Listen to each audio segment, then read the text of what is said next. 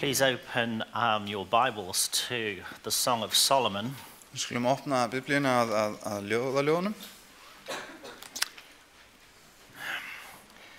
When we read the Ten Commandments, Þegar við lesum boðorðin 10, there are essentially 10 things that we're not supposed to do.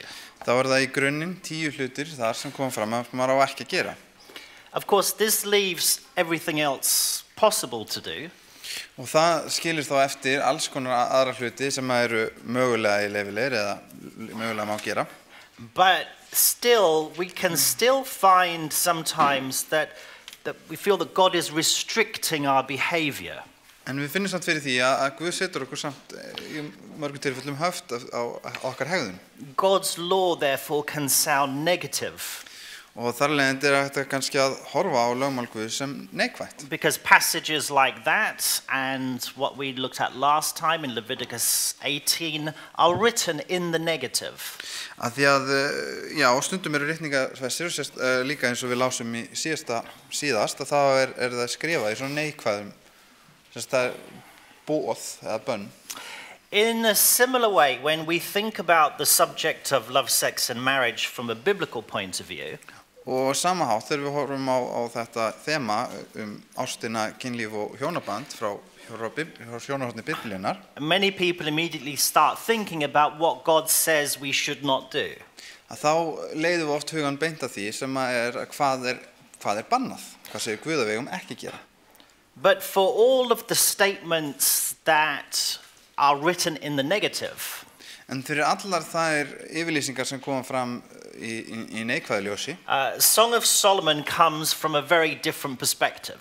Þá koma ljóðaljóðin frá að þessu sama máli í allt aðra átt. For this is a whole book of what you can do.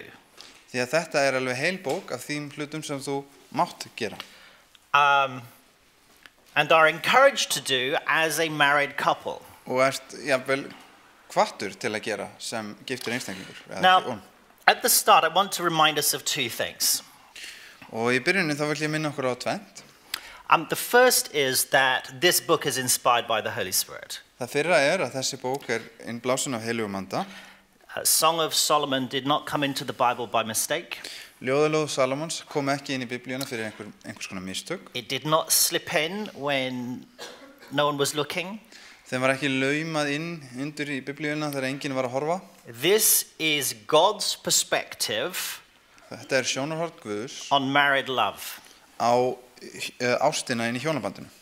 Now, secondly, the Song of Solomon has no reference to the bringing children into the world.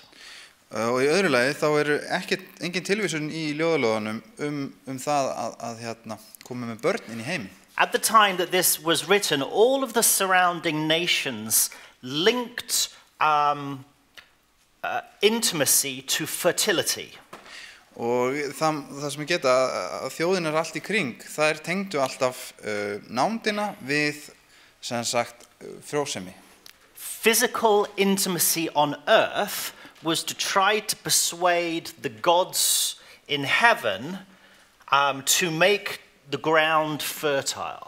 Og þannig einhvern veginn var tengt líkamlega nánd var tengt þannig að þetta væri vera fá Guðina til þess að auka frjósemi á jörðinni.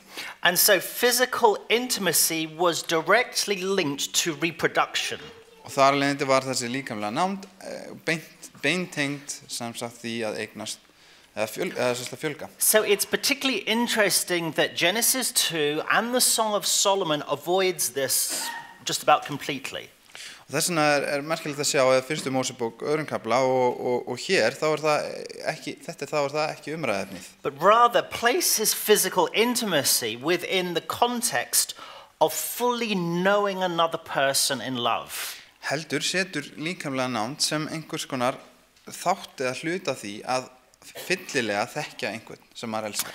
Now, before we go any further, let's still get a little bit of background to this book. En áður við förum aðeins lengra, þá skulum við fá smá bakgrunn fyrir bókina.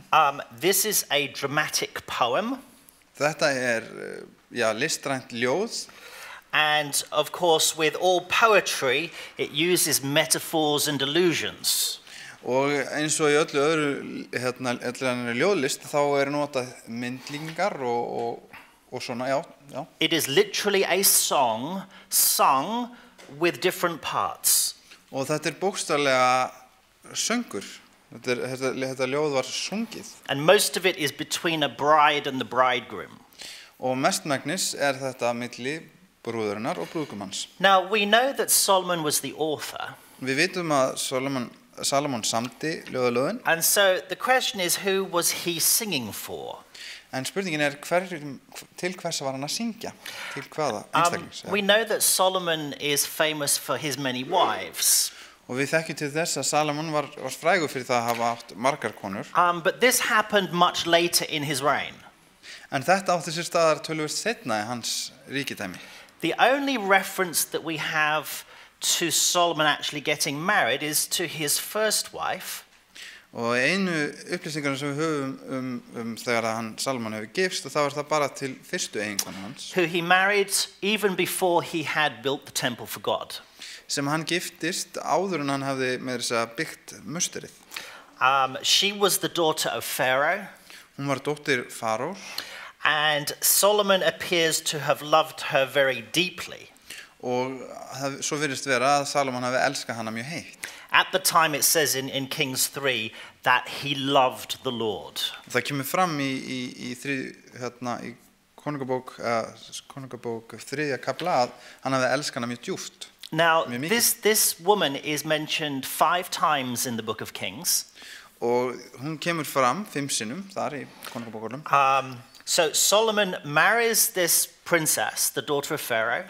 Og Salomon hann giftist þessari prinsessu, dóttir Fárós. He then takes 7 years to build the temple. Síðan hann að byggja musterið í 7 ár. He then takes a further 13 years to build a house especially for her. Síðan tekur hann næstu 13 ári í það sérstaklega til að byggja hús handa henni. So it appears that for at least 20 years Solomon was married to his first wife alone. Og svo það virðist vera að fyrstu 20 árin hafi Salomon einungis verið giftur fyrstu konu sinni. Now we don't have time to go into it, but in the Song of Solomon there are a number of clues that indicate that the woman of the song is this wife. Við höfum kannski ekki tíma til að fara gegnum það akkurat núna, en það vísbendingar í gegnum ljóðalögin sem benda okkur til þess að þetta hafi sannarlega verið hún. That is referred to as the Shulamite woman. Og þar vísað að hún sé frá Súlimaja. Now, obviously we don't have time to read the whole text. Við höfum ekki nægan tíma til að lesa all ljóðalögin saman. And it is rather difficult to try and pull together everything that is in the book in one short sermon. Og það kannski svolítið erfitt að setja allt það sem kemur fram í bókinni inn í eina ræðu. But I want to try and pull together 5 ideas that come in this text. En mér langar til að taka saman 5 svona meginatriði sem koma fram í þessum texta. That can help us in loving well. Sem geta hjálpað okkur í því að elska vel. Now I have to say, maybe just at the beginning, that in the Icelandic text, some of the ideas are completely missing that you'll find in all the other versions. Og ég þarf eiginlega að taka það fram að í íslensku þýðingunni þá virðist vanta eitthvað af þessum hugmyndum með það. But hopefully there is enough that we can get the point. En það kemur hins vegar fram í öðrum þýðingum, en vonandi getum við kemur nægilega fram til þess að það skiljist. Okay, first of all, Fyrsta lagi, throughout the whole book, í gegnum alla bókina, although there is this constant conversation between these two people, þrátt fyrir það sé þessi þráðurinn sé þessar samræður sem á milli, Solomon does not say, I love you. Þá segir Salomon ekki með berum orðum ég elska þig. Rather, there is a constant description of what they like about the other. Heldur þetta áframhaldandi lýsing þess hvers þau líka í fari hvers annars. Let's look at some examples in chapter 1. Og við skulum líta á nokkur dæmi í fyrsta kafla. Verse 2. Let him kiss me with the kisses of his mouth, for your love is more delightful than wine. Hann kyssi mig kossi munn síns því að ást þín betri en vín. Verse 3. Pleasing is the fragrance of your perfumes. Your name is like a perfume poured out. Og í 3. versi, yndislegur ilmur á smyslum þínum, nafn þitt eins og úthellt olía. A name is a reference to one's character. Og nafnið, það vísun í lindisengur einstaklingsins. Now, maybe this next one wouldn't really sound great in our culture today. Og kannski þetta næsta sem hann nefnir passar ekki alveg inn í menningarheiminn okkar í dag. But then apparently it was quite romantic. En þá var þetta romantískt. Verse 9 and 10. Vers 9 og 10. I will liken you, my darling, to a mare among Pharaoh's chariot horses. Your cheeks are beautiful with earrings, your neck with strings of jewels. Og það hérna, já. Við hrissunar fyrir vagni Farós líki ég þér, vina mín. Yndislegar eru kinnar þínar, fléttum prytar, háls þinn undir perluböndum. Verse 15. Versi 15. How beautiful you are, my darling. Oh, how beautiful. Your eyes are doves. How handsome you are, my beloved. Oh, how charming. Hversu fögur ertu, vina mín, hversu fögur ertu. Augu þín sem dúfu augu. Hversu fagur ertu, unnusti minn. Já, indæll. Now, of course, if I say I love you, já, sjálfsagt þegar ég segi ég elska þig, the focus is on my feelings towards you. Þá aðaláherslan orðin á tilfinningar mínar gagnvart þér. Well, maybe not you, but my wife. En ekki þig, já, það að segja til eiginkonu minnar. But what this couple is doing is constantly expressing what they appreciate about the other person. En það sem parið hér að gera, það að halda áfram að lýsa yfir því hvað því líkar í fari hins. And I think this would be a very helpful habit to nurture. Og ég held að þessi vani sé góður til að þjálfa með sér. Learning to verbalize what it is we appreciate and enjoy with the other. Að kunna að segja það með orðum hvað það sem okkur líkar í fari annara. Okay, number 2. Og nummer 2. Physical intimacy is to be enjoyed and celebrated. Líkamleg nánd að það á að njóta og fagna. It is not something that is dirty, shameful, or something to be embarrassed about. Það ekki eitthvað sem skítugt eða sem sagt já, eitthvað til að vera skamma sín fyrir eða eitthvað svoleiðis.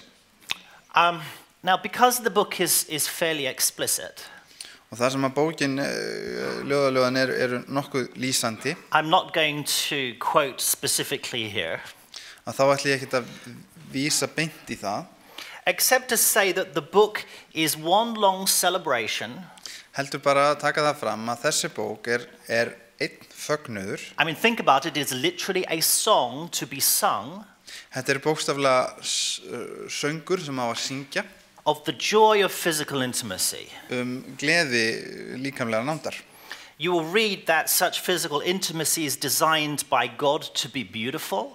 Og við lesum að þessi líkamlega nánd hönnuð af Guði til þess að vera fallegur hlutur. Sensuous and delightful. Já, gleðilegur og já, veita ánægju. Thrilling, playful, passionate. Ástríðukendur, hérna. Já, smá erfitt. And romantic. Já, og romantískur. Yeah. Now remember. Já, við skulum muna. That this is something that God invented. Að þetta eitthvað sem að Guð bjó til. Himself to bring joy into the lives of married couples. Til þess að veita ánægju inn í líf hjóna. And while this may feel a little embarrassing even to talk about today, og ég vil þótt að þetta sé kannski eitthvað vandræðalegt til að ræða í dag. When Solomon wrote this was not a strange thing to write about. Að þá var þetta ekki eitthvað sem var skrítið að skrifa á hans tíma. Number 3. Og þriðja lagi. As this song was sung between a husband and wife. Og þegar að eiginmaðurinn söng þetta lag, eða þegar þau sungu þetta lag saman, it shows that this intimate love is to be enjoyed within the context of marriage. Að þá gefur þetta kynna að þessi nánd eigi að njóta innan vébanda hjónabandsins. Now, notice 2 things. Skulum taka eftir tvennu. Firstly, turn to chapter 4, verse 12. Skulum fara í 4. kafla, 12. vers. where Solomon describes his bride as a virgin. Og þar lýsir Salomon brúður sinni sem mey. You are a garden locked up, my sister, my bride. You are a spring enclosed, a sealed fountain. Lokaður garður systir mín, brúður, lokuð lind, innsugluð uppspretta. This bride is described in three ways. Brúðurinni lýst á þrennan hátt. As a garden, a spring and a fountain. Sem garður, lind og uppspretta. Í ensku gosbrunnur. That is locked up, enclosed and sealed. Sem lokaður, lokuð og innsigluð. The joy of physical intimacy is not for recreational use between people who are unmarried. Líkamleg nánd ekki hönnuð til þess að vera eitthvað til að njóta utan sem einhvers konar afþreying utan hjónabands. Secondly, when you read through the whole book, there is a phrase that is repeated 3 times. Og við tökum eftir því að þegar við lesum bókina þá ákveðin frasi sem kemur fram 3 sinnum. The first is in chapter 2 verse 7. Have a look at that. Og fyrst það í öðrum kafla versi 7. It's also repeated in 3:5 and 8:4. Og það kemur fram í 3. kafla 5. versi og 8. kafla 4. versi. And it says this: Daughters of Jerusalem, og þar stendur, I charge you by the gazelles and the does of the field, do not arouse or awaken love until it so desires. Ég særi yður Jerúsalem dætur við skógargeiturnar eða við hindurnar í haganum, vekið ekki elskuna fyrir en hún sjálf vill. Solomon's wife, Pharaoh's daughter, is directly addressing the unmarried women of Jerusalem. Þar eiginkona Salomons, dóttir Farós, að tala beint til Jerúsalem dætra. And in the first 2 references, by something that looks like an oath. Og í bæði fyrstu 2 skiptin þá vísar þetta til einhvers konar eiðs. To not awaken love until the appropriate time. Að vekja ekki elskuna fyrir en að tími hennar raunverulega uppkomin. In other words, this amazing experience of physical intimacy that she's been singing about is not something to explore for fun whenever you feel like it, but it is at the right time within the context of marriage. Þannig að hún að taka það sérstaklega fram að þessi líkamlega nánd sem hún að lýsa svo vel og svo jákvætt á hann hátt að hún að segja að þetta ekki til þess að upplifa til gamans eða utan sem sagt vébanda hjónabandsins. Now in chapter 2 verse 7 and 3:5, the charge is given by the gazelles and does of the field. Og í versi 7 í kafla 2 og í 3. kafla 5. versi að þá verið að vísa í skógargeitunar og hindunar í haganum. This appears a little bit strange. Þetta virðist kannski svolítið undarlegt. Why is the reference in this oath to animals? Hvers vegna verið að særa þær til einhvers eiðs sem að vera að vísa í einhver dýr? Even though it is poetry. Þó að þetta sé ljóðlist. Now in the Hebrew, this is a play on words. En hér þetta orðaleikur í hebreskunni. And these animal names sound like the names of God. Og þessi dýr, nöfn þessara dýra, þau vísa í lík nöfnum Guðs. So within the context of this poem about the beauty of the natural world, og í þessu ljóði sem lýsir fegurð heimsins, the bride is alluding to these to the fact that the call to remain sexually pure before marriage is something that is done under God. Að þá brúðurinn að vísa til þess að þetta kall til þess að halda þessu innan hjónabandsins sé komi frá Guði. So just in the same way that Adam and Eve become one flesh in Genesis 2. Og alveg eins og Adam og Eva verðu eitt hold í öðrum kafla fyrstu Mósebókar. This song about love is described to be experienced within the context of a monogamous marriage between a man and a woman.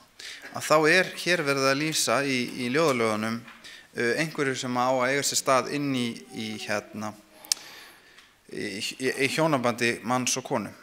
Number 4. Og í fjórða lagi. Sexuality is about becoming whole, not just physically, but also emotionally and spiritually. Og þar kemur fram að sexuality, kynferði snýst að verða heill, ekki bara líkamlega, heldur líka tilfinningalega og andlega. Now turn to chapter 5. Skulum fara yfir í 5. kafla. And look at verses 4 to 6. Og lesa vers 4 til 6. And listen to the emotional desire for connectedness and oneness with the other. Og sjáum þar hérna tilfinningalegu þrjá til þess að tengjast og til að vera eitt saman. There is this deep desire to be united and become whole with the other person. Og það þessi djúpa þrá til þess að bindast böndum saman og verða heilt eða eitt saman. Verse 4, my beloved thrust his hand through the latch opening. My heart began to pound for him. I arose to open for my beloved, and my hands dripped with myrrh, my fingers with flowing myrrh on the handles of the bolt. I opened for my beloved, but my beloved had left. He was gone. My heart sank at his departure. Fjórða versi. Unnusti minn rétti höndina inn gluggan og hjarta mitt svall honum á móti. Ég reis á fætur til þess að ljúka upp fyrir unnusta mínum og myrra draup af höndum mínum og fljótandi myrra af fingrum mínum á handfang slárarinnar. Ég lauk upp fyrir unnusta mínum en unnusti minn var farin horfin. Now it's interesting to note when you read through that the physical attraction includes everything. Og það athyglisvert að þegar við lesum þá tökum við eftir því að líkamlega þráin hún innifelur allt. In chapter 5 verse 10 to 16, the bride describes her husband from head to toe. Og í sama kafla í vers 10 til 16 þá lýsir brúðurinn brúðgumannum frá höfuði til tár. And then in chapter 7, the bridegroom describes his wife from head to toe. Og í 7. kafla gerir brúðguminn slíkt hið sama. But behind these detailed physical descriptions En bak við þessar ítarlegu líkamlegu lýsingar are references to character and qualities. Að þá eru tilvísanir í lindisengun og hæfileika. A couple of times Solomon refers to his wife, parts of his wife, as being like a fortress or a tower. Og kannski réttar sagt eiginleika, en það nokkur sinnum sem Salomon lýsir einhvern sinni sem virki eða turn. Which goes beyond the physical to describe her strength and her purity. Sem fer út fyrir hið líkamlega og lýsir hennar styrk og hennar hreinleika. As we read earlier, Solomon uses dove imagery, which may refer to the shape of his wife's eyes. Og við lásum áður að hann lýsti augun hennar eins og sem dúfuaugum og það kannski lýsir augunum, hvernig það líti út. But more deeply to her innocence, her moral purity and blamelessness. En á dýpra stigi þá lýsir það líka sakleysi hennar og hennar hreinleika. So the oneness that is being described here is oneness in body, mind and spirit. It's everything. Svo að samkendin hér sem verið að líka eða ensku eða einleiki, en það kannski passar ekki á íslensku, en samkendir sem hér líka ekki bara líkamleg, heldur líka andleg og tilfinningaleg. And then finally, the fifth, marriage in Song of Solomon, Song of Songs is public, permanent and overseen by God. Og í 5. lagi þá hjónaband, eins og við sjáum það í ljóðalögunum, þá það opinbert, það endanlegt og það líka eitthvað sem að Guð hefur yfirsjón með. Now, some commentators suggest that this book is split into 3 parts. Sumir ritskýrendur þeir vilja meina að ljóðalögun séu skipt í 3 parta. The first part, the courtship between the two. Og fyrsti parturinn sé þegar að þau áður en þau byrjuðu saman eða þeir voru. Then the wedding procession and the wedding itself. Síðan aðfari hjónabandsvígslunar og vígslan sjálf. And then the celebration of the married couple. Og síðan fögnuður hjónanna. Indeed, the whole the whole book of Song of Solomon is shaped as a chiasm. Og hér og í raun og veru þá sjáum við að ljóðlögin eru byggt upp í ákveðnum munstur þar sem að aðalatrið er í miðjunni og það eru svona samlíkjandi þættir. Thank you very much. Where the wedding, of course, is at the very center, the most important part of the chiasm. Og þar í þessari tiltekni aðferð eða sem sagt leið til að skrifa bækur, að þá aðalatrið í miðjunni og þar vígslan sjálf. And here there is a public recognition of this, and it's overseen by God. Og það svona opinber yfirlýsing ástarinnar og það Guð þar. And some commentators see God's voice intervening into the proceedings. Og þar vilja biblíuskýrendur segja að rödd Guðs komi þar inn í þetta. And if you look in chapter 5 verse 1, og við lesum í versi 1 í 5. kafla. If you look at the last part of verse 1, og þá kíkjum þar í lok versinsins. There is this call, eat friends and drink your fill of love. Þá kemur hér, etið vinir, drekkið, gjörist ástdrukknir. This is someone else coming in to give this permission. Og þar einhver annar sem kemur inn og gefur sitt leyfi. Now then when we come to the end of the book, we have some very beautiful words from the bride to her husband. Og undir lokkaflans þá höfum við mjög falleg orð sem að brúðurinn hefur unnusta sinn. Look at chapter 8 verse 6. Við skulum líta í 8. kafla versi nummer 6.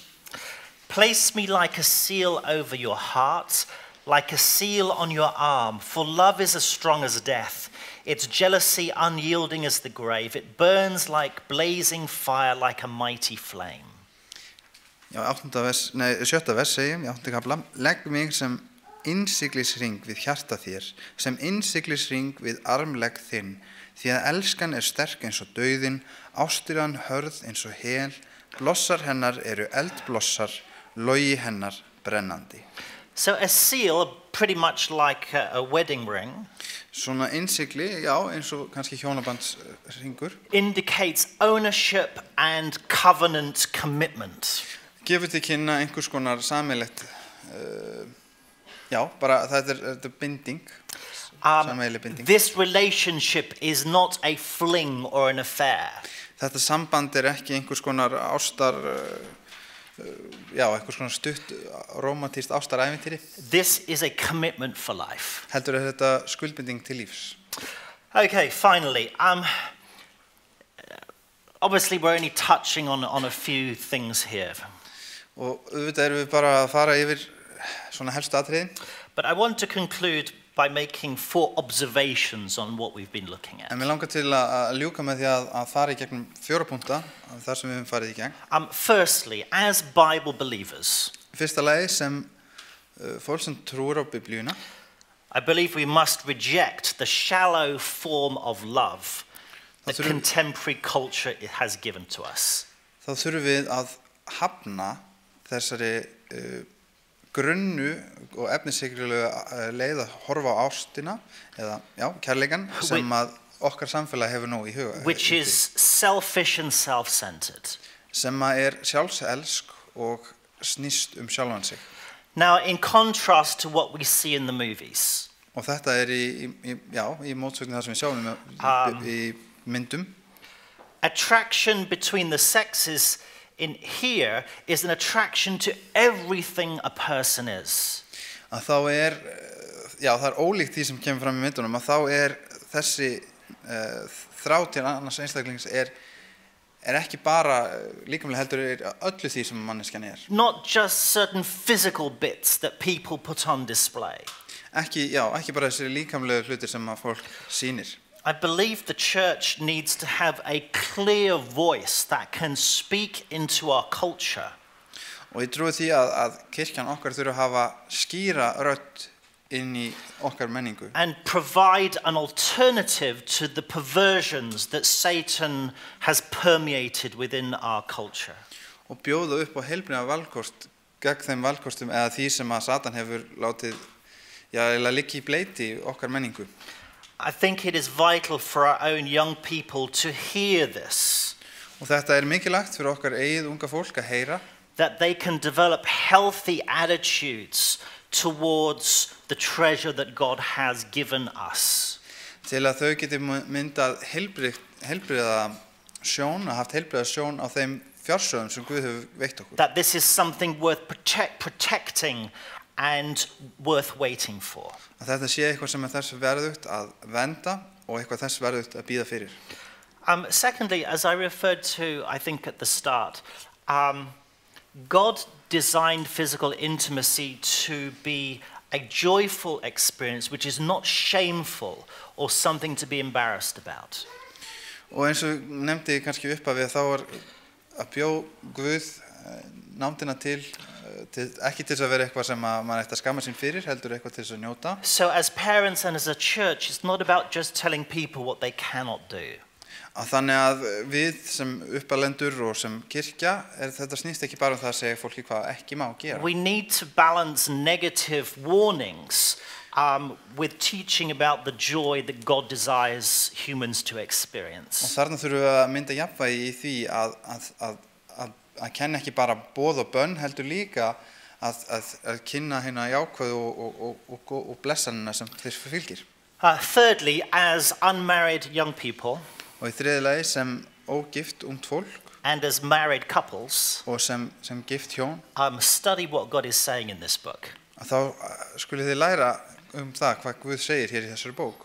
There is perhaps a limit of what can be said from the pulpit, Það kannski takmark háð hvað hægt að segja hér úr ræðustól, which means that you have homework to do. sem þýðir það að hvert og eitt okkar hefur heimavinnu til að vinna. Just remember that God inspired this book Höfum það í huga að Guð innblástu Guðs so that you can be happy and joyful. Í þessari bók til þess að gleðja okkur og já. And then finally, this book may appear to present an ideal that you do not think can be experienced in a broken world. Og í lokum, þessi bók má vera að þessi bók sé að lýsa einhverju sem einhverju ástandi sem þið teljið að ekki geti átt sér stað í hinum brotna heimi sem við lifum í. You may be a single person who feels that this experience cannot ever be yours. Vera má að þú sért einhleypur einstaklingur sem trúir því að þessi reynsla verði ekki þín reynsla. Or perhaps you are married Eða þú ert giftur and you think to yourself, I cannot love like that. og þú hugsa með sjálfum þér að þú getur ekki elskað svona. Or I don't think I have ever experienced receiving love like that. Eða ég tel mig aldrei hafa fengið þessa elsku sjálfur. What then? Hvað þá? Remember that God is love. Höfum það hugfast að Guð kærleikur. And that everything written in this book originates in God. Og allt það sem skrifað hér í þessari bók kemur frá honum. This means that God himself can always be enough for you. Og það þýðir það að Guð sjálfur getur ávallt verið nægjanlegur fyrir þig. As a single person, Sem einhleypur einstaklingur or as a lonely married person, eða sem giftur einstaklingur sem einmana. God is the one who can love you with the greatest love that it is possible to experience. Þá það Guð sem getur elskað þig með þeim dýpsta kærleika sem nokkuð getur elskað með. As a married person Sem giftur einstaklingur who feels broken and unable to love well, sem líður eins og sem brotinn einstaklingur getur ekki gefið sína elsku. remember that God is the source of love that makes giving love to another possible. Hafið þá í huga að Guð uppspretta kærleikans og gerir það að verkum að við getum gefið kærleika til annarra. So in all situations, Svo í öllum aðstæðum sem við getum verið í, never forget that the love of God seen in the cross of Christ skulum við aldrei gleyma því að kærleikur Guðs sem við sjáum á krossinum unlocks everything that you can ever need. hann opnar hvað það sem við getum á nokkuð tímann þurft á að halda. Let me pray.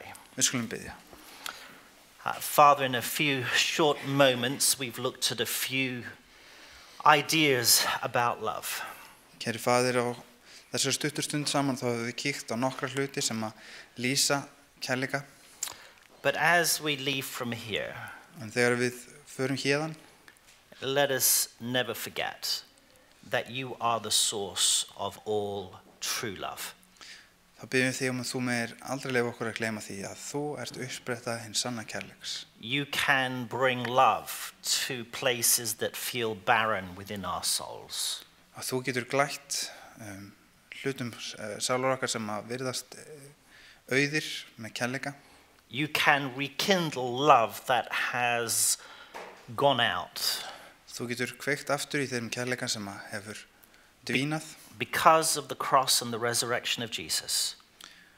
Vegna þess að vegna krossgröða dauða Jesú Krists. Divine love is always a possibility for us to experience. Getum við ávallt upplifað þína himneska ást and to pass on. og gefið þann kærleik frá okkur til annara. May we all learn to love well. Megum við öll læra að elska vel.